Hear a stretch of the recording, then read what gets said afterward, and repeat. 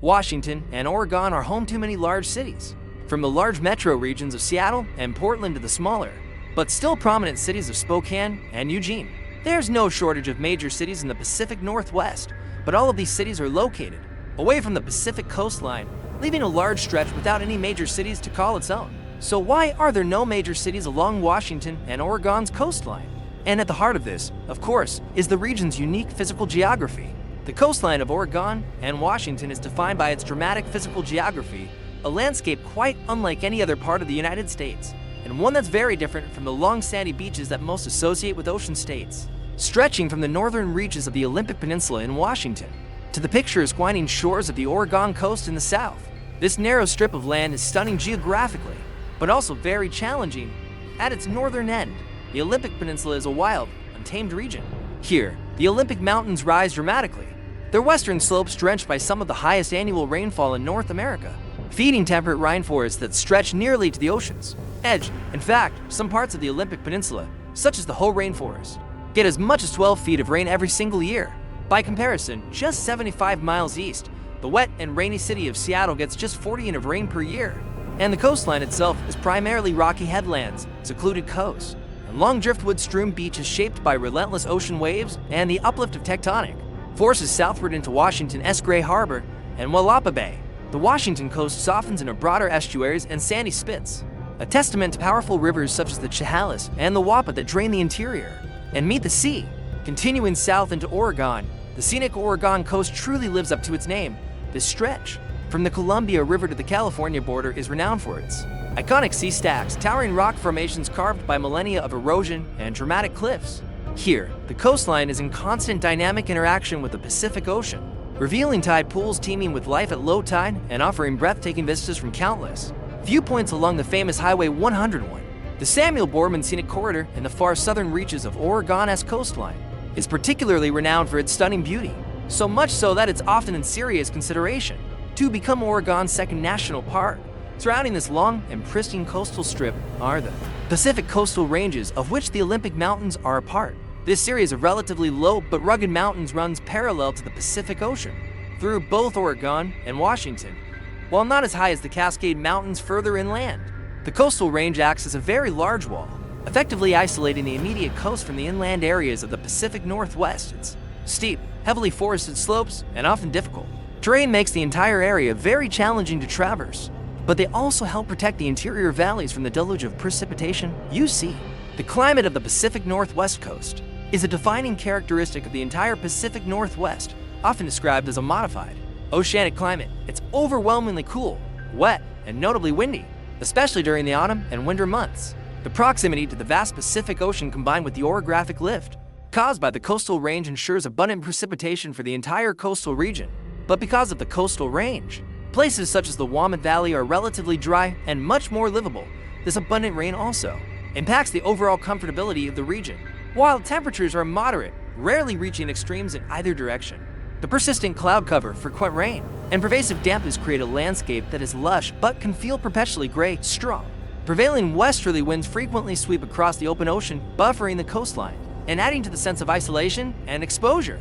Long before European ships sailed through the region, exploring its many inlets and bays, this rugged region of North America was home to thriving indigenous communities for thousands of years. Numerous indigenous peoples inhabited this coastal strip. Tribes such as the Chinook, Clatsop, Tiuk, Quinault, Maca, and many more flourish here. Now, perhaps the most interesting bit of history regarding the coastal tribes prior to European settlement and tea was that these tribes were, and still are, the only people to directly feel the 9.0 Cascadia megathrust earthquake.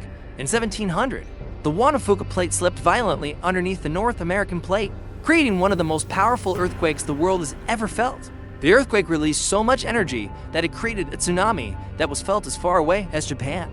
And we know through oral history from these tribes that the earthquake and tsunami was violently destructive towards them. In fact, estimates from anthropologists suggest that anywhere from 30% to as high as 95% of indigenous people who lived directly on the coast were killed, which is perhaps one reason why so few Native Americans were found on the coast. When Europeans arrived decades later, they simply didn't exist in the same amount as they did previously. Speaking of which, European contact with these tribes began in the late 1700s, primarily driven by the search for the Northwest Passage and the lucrative fur trade. Spanish, British, American explorers charted the coast with figures like Captain James Cook and George Vancouver making significant contributions to mapping the region. Unfortunately for the tribes, they would once again be decimated by something beyond their control, disease brought by the Europeans. This added disruption marked the beginning of profound changes to their traditional way of life and to the region at large. A pivotal moment in the American narrative of exploration was the Lewis, Wiss, and Clark expedition. Reaching the Pacific Ocean in November 1805, they established Fort Claude near the mouth of the Columbia River, spending the winter of 1805 to 1806 there. And while their stay was relatively brief, it symbolized and authorized American claims to the territory, something the British, Spanish, and even Russians were angling for as well. The expedition also provided invaluable documentation to the landscape, its resources, and its indigenous inhabitants. Most importantly, their journals painted a vivid picture of the challenging climate and terrain, insights that would heavily influence future perceptions of the region's suitability for extensive settlement, mostly noting that the Columbia River mouth at the time seemed like a great place for a settlement. Following the explorers, traders, and missionaries arrived, leading to the gradual establishment of the first modern settlements. These early ventures, however, often struggled against the formidable geographic and climatic realities of the region, like the sheltered deep water harbors of the Puget Sound, or the fertile agricultural lands of the Wamp Valley further inland. The immediate Pacific coast offered few natural advantages for large-scale urban development. Coastal settlements like Astoria, founded in 1811 by John Jacob Ayres' Pacific Fur Company near the mouth of the Columbia River, were strategically important for trade but faced immense logistical difficulties. While Astoria eventually grew into a significant port, its development was inherently tied to its access to the interior via the Columbia River, which proved to be one of the most challenging river mouths in the world, so much so that it has garnered the nickname of the Graveyard of the Pacific. Other early attempts at coastal communities were often small, isolated outposts, primarily focused on logging, fishing, or minor trading. Coos Bay in Oregon and Aberdeen in Washington, both of which would develop into small coastal cities, would be founded in order to build up trade along the Pacific Northwest coast, but would ultimately be hampered by the lack of desire for people to move to where the actual ocean was located. Which brings us to the final question. Even after over 100 years of consistent development, why are there no major cities along the Pacific Northwest coast? The striking absence of major cities along the Pacific Ocean coastline of Oregon and Washington, a stark contrast to California, which has multiple major cities along its coastline, is not an accident, a consequence of a confluence of formidable geographic, climatic, and economic factors, all told from the Olympic Peninsula in the north and all the way through to the California border. This region is home to just about 600,000 people, which is far fewer people than either the Portland or Seattle metropolitan areas. So, what's going on? Why does San Francisco exist, but there's nothing equivalent in the north?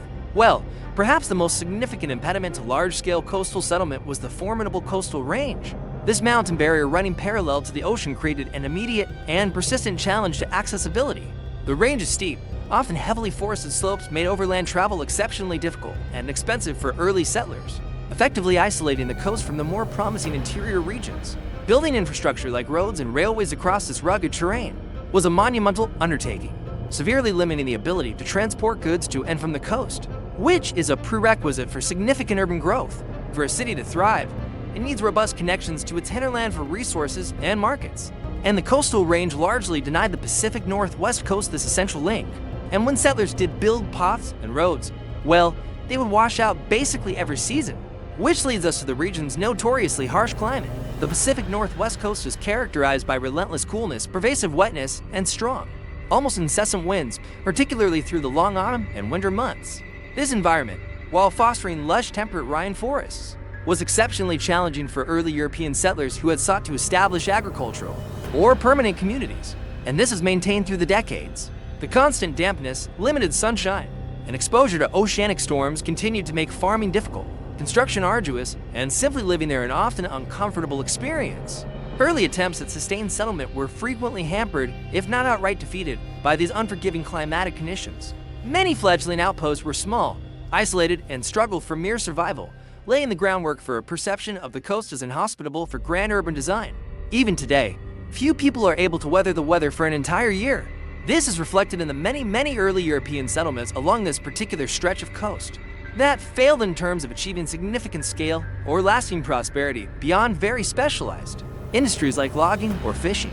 While indigenous communities thrived for millennia by living with the land, the European model of large-scale development and resource extraction found the direct coastal environment less amenable to other nearby areas, in part because of the lack of natural deep water easily accessible harbors that could accommodate large sailing ships.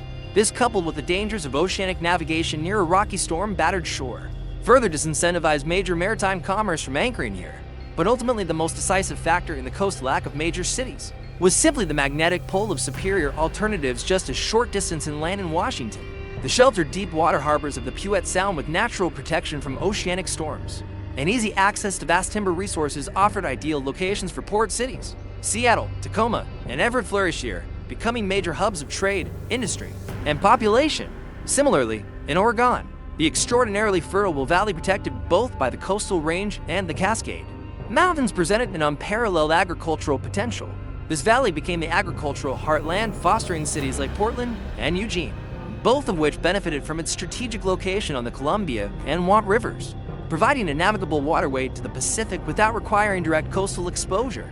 Today, the combination of the coastal range as a barrier, the harsh climate, the struggles of the early coastal settlements, and crucially, the undeniable advantages offered by the Puget Sound and the Willamette Valley, create a huge detriment to people moving to either state's Pacific coast.